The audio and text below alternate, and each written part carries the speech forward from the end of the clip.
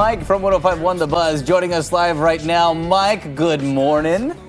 Good morning, guys. Oh, your voice sounds a little raspy. I wonder why. Oh, maybe it's a frog in your throat. Maybe it's because you were at a concert. Oh, this is what it is. Okay, just in breaking news, we have an image of Mike at a Creed concert just in town over the weekend. Him and his buddy Kevin with their I Heart Creed. Look at you guys in your t-shirts. Should say the Scott Stapp concerts. Mike, How was it? speak for yourself. I don't have much to say because obviously my voice is on the struggle bus, but when it says with arms wide open and tattoo ink on your lower back, sometimes you just have to go full send. Well, Your voice. you have no voice, but how was Scott's? How was the concert? It was fantastic. Good. Absolute banger after banger. I suggest everybody go see Scott Stapp's Creed whenever they come back to town. You know, we were playing that song off the top. I'm like, this is good. It gets you going. It gets you pumped up. It's something. Arms wide open. Anyway, I almost man. feel I bad. stood on a chair when he did higher. I will admit that. Did you? You literally made yourself higher off the I ground. bet if those t-shirts didn't catch his eye. Oh my God. I hope he noticed him in the crowd. That's great. That kills me. I almost feel bad making you keep talking, but we do have some other entertainment headlines to get to here. It was another big weekend for Taylor Swift at a pretty big football game.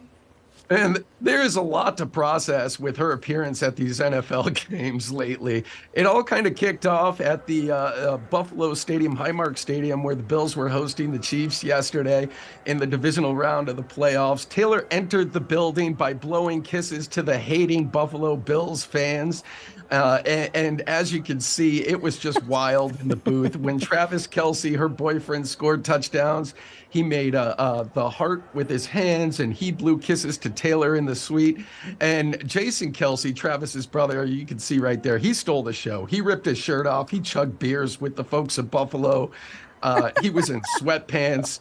He picked up some little fans and introduced them to Taylor Swift. He was having the time of his life. Oh my gosh, awesome. that is so funny. He's like, I can't let Bill's Mafia steal the show this time. I got to give them a run for their money. That's so great. I love that. So Jason Kelce, by the way, he's retired. He's officially retired. He's done. Yeah, he decided to hang up the cleats, and I mean, what a career that he has had. But I just love that he's retired, goes to the game, and is seen. And there's not one shot that you see of him throughout the game, before the game, whatever, where he doesn't have at least one beer in his hand, if not more. He's just getting it.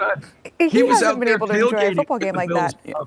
Yeah, I mean, he hasn't been able to enjoy a football game like that for his career. So, it's been a minute since he could really let loose. I did, for a second, I did think that was footage of Mike at the Creed concert, but it was clearly Jason Kelce.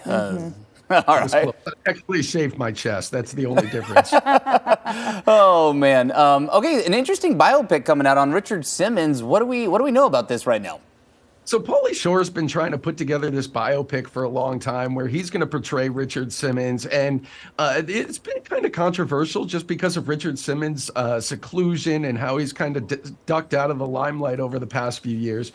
Richard Simmons actually came out and said he does not support the movie. He doesn't have an agent anymore. He doesn't have a management team anymore. Nobody in his camp is supporting this movie, and he doesn't really want to see it be made. But over the weekend, Pauly Shore released a short video short. It's about 10 minutes long, called The Court Jester.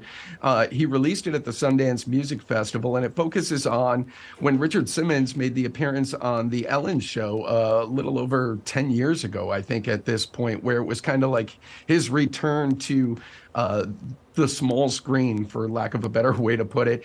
But yeah, it is not getting wonderful reviews, but I will say this, Pauly Shore does make an incredible Richard Simmons. Mm-hmm. That's been an impression for quite some time that he's done. So, yeah, it's interesting because he is just so far out of the public eye these days. And interesting to hear that he's not a big fan of the project. That does always take steam out of it for me when it's not signed off by the person who is in question. Now, maybe there's some other circumstances in some cases where maybe they just don't want it to be made because they've had a really controversial lifestyle, whatnot. But I don't know. When it's done without permission, it does take a little steam away from me on some of these. Yeah, we'll see. does. I wonder if, I'll be supporting it just because, like you said, Travis, if Richard Simmons isn't getting behind it, I don't know if I really want to go out there and give it my money. Yeah, we'll see. I'll take a look at it. See what all he covers. All right. Well, hey, go find yourself a little lozenge and some tea. We'll see you back here tomorrow, Mike. Maybe a Jack Johnson concert next time. Something like that. All right, Mike. See you later. Don't forget, you can listen to Mike every weekday morning on 105.1 The Buzz. You can catch him on the air in the mornings. Heather takes over the mic at 9 a.m. And, it's just a little raspy today.